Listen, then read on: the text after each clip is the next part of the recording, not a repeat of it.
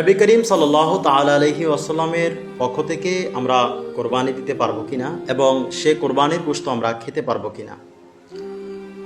রাসূল করিম সাল্লাল্লাহু তাআলা আলাইহি ওয়াসাল্লামের পক্ষ থেকে আমরা কোরবানি দিতে পারবো, তার পাশাপাশি আমরা সেই গোশতগুলো আমাদের জন্য, আমাদের পরিবারের জন্য আমরা ব্যবহার করতে পারবো। অনেকে বলে থাকেন রাসূল করিম সাল্লাল্লাহু তাআলা আলাইহি ওয়াসাল্লামের পক্ষ থেকে কোরবানি দেওয়া যাবে না। এই সিদ্ধান্তটা যারা বলে এটা ভুল একটা সিদ্ধান্ত, এটা একটা ভুল প্রথা।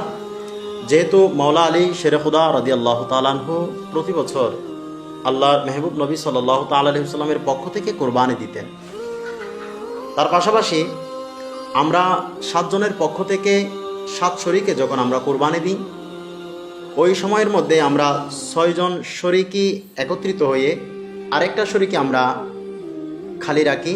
আমরা ওই খালির জায়গায় আমাদের প্যারা নবী সাল্লাল্লাহু তাআলা আলাইহি ওয়াসাল্লামের নাম দিয়ে ও ওনার পক্ষ থেকে, হুজুর করিম সাল্লাল্লাহু তাআলা আলাইহি ওয়াসাল্লামের পক্ষ থেকে আমরা কোরবানি করতে পারি।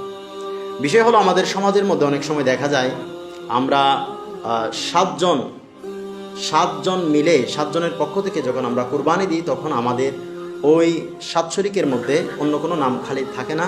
তখন আমরা প্যারা নবী সাল্লাল্লাহু তাআলা আলাইহি ওয়াসাল্লামের পক্ষ থেকে কোরবানি দেওয়াটা, ওনার পক্ষ থেকে আমরা কোরবানি দেওয়াটা আমাদের জন্য সুযোগ হয় না। এই পরিপ্রেক্ষিতে কেউ যদি এই কারণে হুজুর করিম সাল্লাল্লাহু তাআলা আলাইহি ওয়াসাল্লামের পক্ষ থেকে কোরবানি দিতে না পারে, সেই কারণে তার কোরবানির মধ্যে কোনো সমস্যা হবে না, তার কোরবানি আদায় হয়ে যাবে। কারো যদি তৌফিক থাকে আল্লাহর মেহবুব নবী সাল্লাল্লাহু তাআলা আলাইহি ওয়াসাল্লামের পক্ষ থেকে কোরবানি দেওয়ার, তার জন্য সেটা তো সৌভাগ্যের বিষয়। আল্লাহ পাক আমাদেরকে রাসূল করিম সাল্লাল্লাহু তাআলা আলাইহি ওয়াসাল্লামের পক্ষ থেকে কোরবানি দেওয়ার সৌভাগ্য দান করুক, তার পাশাপাশি এই মাসলাটা আমাদেরকে আমল করার তৌফিক দান করুক।